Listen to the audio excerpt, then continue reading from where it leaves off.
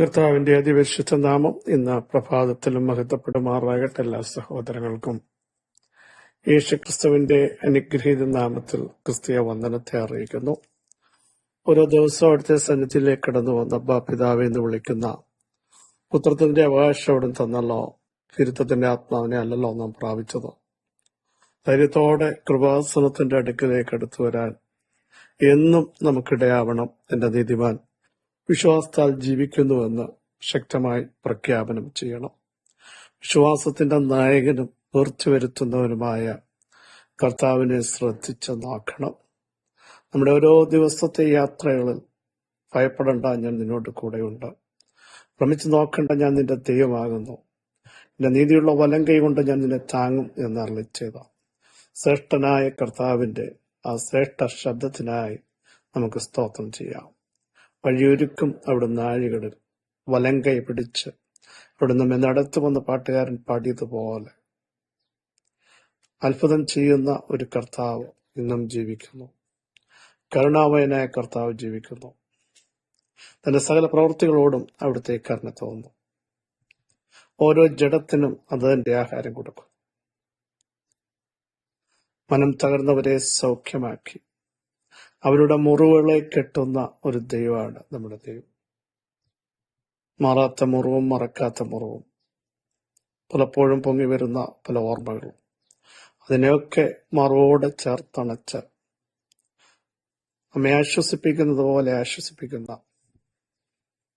അപ്പന്റെ മക്കളോട് കരുണ തോന്നുന്നത് പോലെ കരുണ തോന്നുന്ന ഒരു ദൈവത്തെയാണ് നമ്മൾ സേവിക്കുന്നത്. ഈ ദൈവം എന്ന് വന്നേക്കും നമ്മുടെ ദൈവം. ജീവപര്യന്തം നമ്മെ വഴി നടത്താൻ ശക്തനായിരിക്കാൻ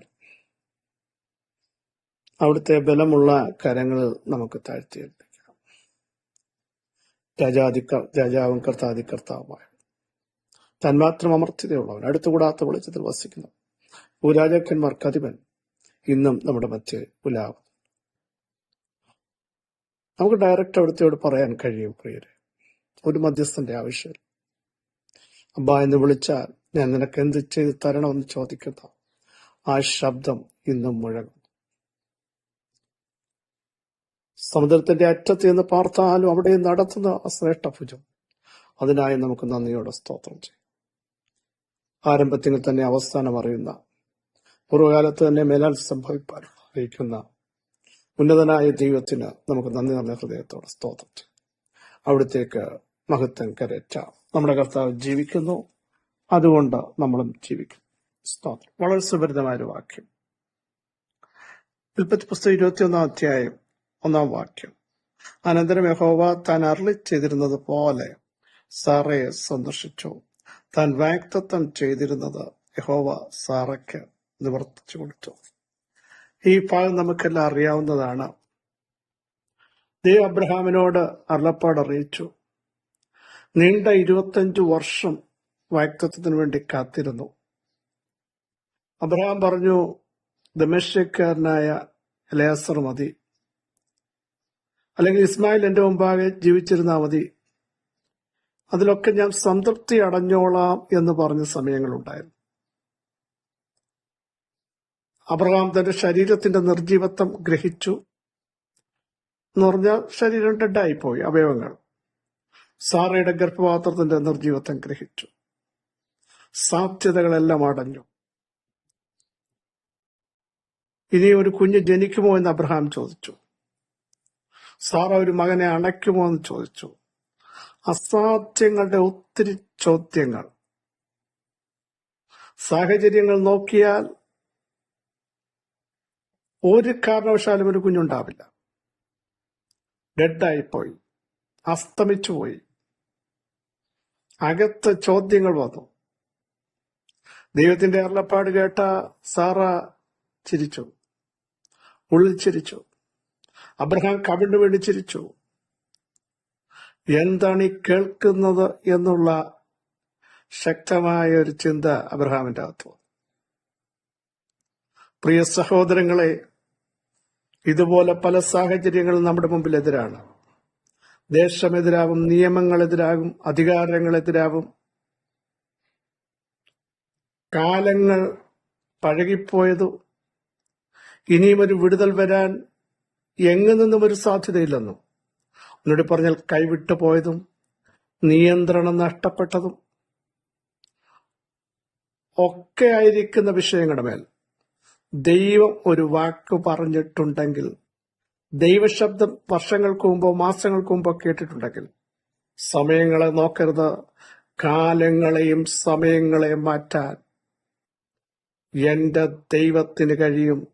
ദാവീദ് ഒരിടത്ത് പറഞ്ഞതുപോലെ, എന്റെ കാലഗതികൾ ദൈവമേ അങ്ങയുടെ കയ്യിലിരിക്കുന്നു. അതിന്റെ അർത്ഥം എന്റെ കാലങ്ങളെ നിയന്ത്രിക്കാൻ, എന്റെ സമയങ്ങളെ മാറ്റാൻ, എന്റെ ഗതികളെ തിരിച്ചുവിടാൻ അവിടുത്തേക്ക് മാത്രമേ കഴിയത്തുള്ളൂ, അവിടുത്തേക്ക് കഴിയും എന്നാണ് പറഞ്ഞതിന്റെ അർത്ഥം. പ്രിയ സഹോദരങ്ങളെ, അബ്രഹാം അങ്ങനെ പറഞ്ഞെങ്കിലും വാക്ക് പറഞ്ഞ ദൈവം സാഹചര്യം നോക്കി അന്ന് ഞാൻ പറഞ്ഞു, പക്ഷെ ഇന്ന് പറ്റില്ല എന്ന് പറയുന്ന ദൈവമല്ല. അന്ന് ഞാൻ പറഞ്ഞു, പക്ഷെ ഇപ്പോൾ ഇങ്ങനത്തെ ഒരു സിറ്റുവേഷനോ, ഏത് സിറ്റുവേഷന്റെ നടുവിലും, ഏത് പ്രതികൂലങ്ങളുടെ നടുവിലും, ഏതൊഴുക്കിന്റെ നടുവിലും മുൻപോട്ടു പോകാൻ പറഞ്ഞ ദൈവം നിങ്ങളെ കൈവിടത്തില്ല.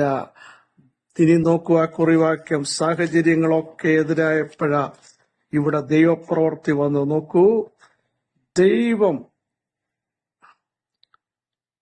അബ്രഹാമിനോട് അരുളി ചെയ്തതുപോലെ, അല്ലെങ്കിൽ ആ കുടുംബത്തോട് അരുളി ചെയ്തതുപോലെ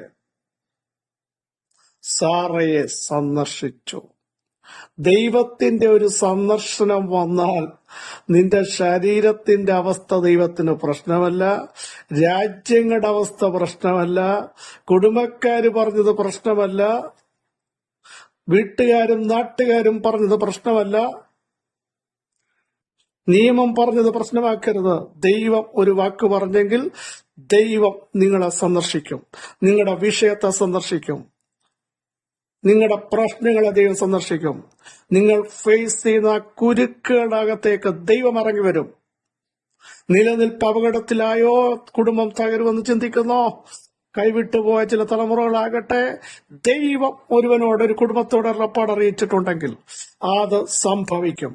എത്ര നിയമമെതിരായാലും, രാജ്യമെതിരായാലും, ആവർത്തിച്ചു പറയുന്നു, എത്ര തകർച്ചയിൽ നിങ്ങൾ നിൽക്കുന്നവരായാലും, പലരും എഴുതിത്തള്ളിയതാണെങ്കിലും ദൈവം സന്ദർശിച്ചിരിക്കും.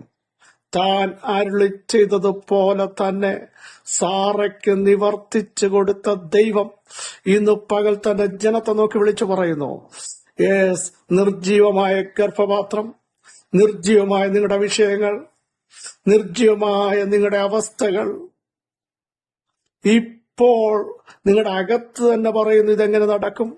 അതിന്മേൽ ദൈവം നിവർത്തീകരിക്കാൻ ഇറങ്ങി വന്നിരിക്കുന്നു. വിശ്വസിക്കുന്നവർ ഇപ്പോഴും മഹത്വം കാണാൻ പോകുന്നു. സ്തോത്രം. ദൈവം അരുളി ചെയ്തത് നിവർത്തിച്ചു കൊടുത്തു. കൊടുക്കുമെന്നല്ല, കൊടുത്തു. അങ്ങനെയെങ്കിൽ ഇന്നെത്ര പേർ ഈ ദൂതേറ്റെടുക്കും? ദൈവം നിങ്ങളോടും നിങ്ങളുടെ കുടുംബത്തോടും അരുളി ചെയ്തത് നിവർത്തിക്കുന്ന ദൈവം. അവൻ അരുളി ചെയ്തു, അങ്ങനെ സംഭവിച്ചു. അവിടുന്ന് കൽപ്പിച്ചു, അങ്ങനെ സ്ഥാപിതമായി. പ്രിയരെ, സർവശക്തനായ ദൈവം, ഉന്നതനായ ദൈവം വിളിച്ചതുകൊണ്ട് അബ്രഹാം പറഞ്ഞത്, കാര്യങ്ങൾ ഇങ്ങനാണെങ്കിലും മരിച്ചവരെ ജീവിപ്പിക്കുന്ന, ഇല്ലാത്തതിനെ ഉള്ളതുപോലെ ഉളവാക്കുന്ന ദൈവം, വാഗ്ദത്തം ചെയ്തവൻ പൂർണ്ണമായും നൽകുവാൻ ശക്തനെന്നൊരു ഉറപ്പ് അദ്ദേഹത്തിന്റെ അകത്ത് വന്നതുപോലെ ഇന്ന് പകൽ സാഹചര്യങ്ങളെ നോക്കാതെ വിളിച്ചു പറ, ഞങ്ങളോട് പറഞ്ഞത് ദൈവം നിവർത്തിക്കും. എന്റെ തലമുറയോട് പറഞ്ഞത്, എന്റെ ശരീരത്തോട് പറഞ്ഞത്, എന്റെ സഭയോട് പറഞ്ഞത്, എന്റെ മിനിസ്ട്രിയോട് പറഞ്ഞത്, ഞാൻ ഇന്ന് വേദനിക്കുന്ന വിഷയത്തോട് മാസങ്ങൾക്ക് മുമ്പ് ദൈവം പറഞ്ഞത് നിവർത്തിക്കുമെന്ന് വിശ്വസിക്കുന്നവർ നിങ്ങൾ നിന്ന് സ്തോത്രം ചെയ്ത് പ്രാർത്ഥിക്കാൻ തുടങ്ങൂ. ദൈവത്തിന് മഹത്വം കൊടുക്കാൻ തുടങ്ങൂ. അത്ഭുതങ്ങൾ ഇപ്പോൾ തന്നെ സംഭവിക്കുക. ചില കുരുക്കുകളെ ദൈവം അഴിക്കുക. ചില ശരീരങ്ങൾ വിടുതൽ നൽകുക. ലോകം പറഞ്ഞതോ, നിയമം പറഞ്ഞതോ, ഡോക്ടേഴ്സ് പറഞ്ഞതോ ഒന്നും കാര്യം കാര്യമാക്കണ്ട. ദൈവം പറഞ്ഞ വാഗ്ദത്തം ഇന്ന് പകൽ ആരേറ്റെടുക്കുന്നു, അവരുടെ മേൽ അസാധാരണമായൊരു ദൈവപ്രവൃത്തി ഈ ദൂത് പറഞ്ഞുകൊണ്ടിരിക്കുമ്പോൾ വെളിപ്പെടും. യേശുവിന്റെ നാമത്തിൽ, യേശുവിന്റെ നാമത്തിൽ, യേശുവിന്റെ നാമത്തിൽ, യേശുവിന്റെ നാമത്തിൽ. സർവശക്തിയുള്ള ദൈവമേ, സ്വർഗത്തിലും ഭൂമിയിലും സകലവിധ അധികാരവും ലഭിച്ച വാഴ്ത്തപ്പെട്ട കർത്താവേ, അങ്ങയുടെ വാചനത്തിന്റെ ശക്തി ജനത്തിന്റെ മേൽ വ്യാപരിക്കട്ടെ. വലിയ മിറക്കിൾ സംഭവിക്കുന്നതിന് സ്തോത്രം. പരിശുദ്ധാത്മാവിന്റെ ഇടപെടിയിൽ വ്യാപരിക്കുന്നതിന് സ്തോത്രം. അസാധ്യങ്ങളിൽ കേട്ട ദൈവശബ്ദം നിവർത്തീകരിക്കാൻ ശക്തിയുള്ളതാണല്ലോ. ഇറങ്ങി വരുന്ന ദൈവമഹത്വം ഇന്ന് പകൽ ഞങ്ങൾ ദർശിക്കുന്നല്ലോ. അങ്ങയുടെ പ്രവൃത്തി ജനത്തിന്റെ മേൽ, തലമുറയുടെ മേൽ ഒതുങ്ങിപ്പോയത്, ഒറ്റപ്പെട്ടു പോയത്, പുറത്തു വരാൻ കഴിയത്തില്ലെന്ന് അകത്തളങ്ങളിൽ മന്ത്രിക്കുന്ന ചില വ്യക്തികളുടെ മേൽ ഇന്ന് പകൽ ദൈവ സാന്നിധ്യം ഇറങ്ങി അവരെ കൊണ്ട് വൻ കാര്യങ്ങൾ അരുളി ചെയ്തത് നിവർത്തീകരിക്കുന്ന ദൈവത്തിന്റെ കരം ഇറങ്ങുന്നതിന് സ്തോത്രം. ഈ ബലത്തോടെ ജനത്തെ നയിക്കും. സകലമുഖത്തോടെ യേശുവിൻ നാമത്തിൽ തന്നെ ആമേൻ, ആമേൻ. ക്രിസ്തുവാത്സല്യ സഹോദരങ്ങളെ, ധൈര്യത്തോടെ, ബലത്തോടെ, ദൈവകൃപയോടും പൊട്ടവും നമ്മുടെ ദൈവാത്ഭുതങ്ങളുടെ ദൈവം ഈ വചനങ്ങൾ സഹായിക്കട്ടെ. ക്രിസ്തുവിൽ നിങ്ങളുടെ സഹോദരൻ പാസ്പിച്ചു.